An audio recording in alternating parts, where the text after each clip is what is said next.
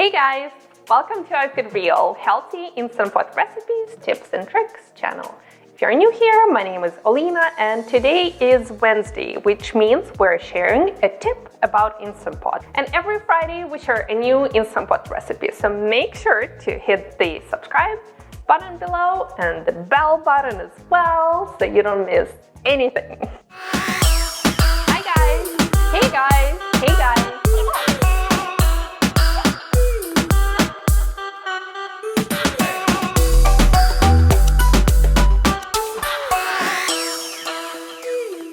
So today we're sharing a tip what to do if you forgot to add inner pot into the Instant Pot and then by accident took your food and dumped it in here. Trust me, it happens to the best of us and you are fine. It happened to my husband. Step number 1, you unplug the Instant Pot.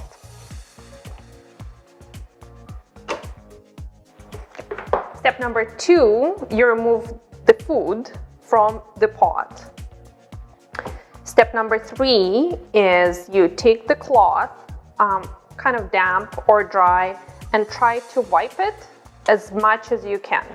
Don't put it in water and don't add more water in here. This is electric appliance and this is the heating element. So we want to keep this dry as much as possible.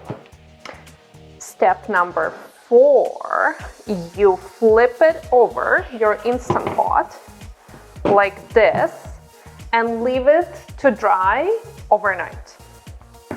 And hopefully next day morning it's gonna be dry and you plug it in and it should work.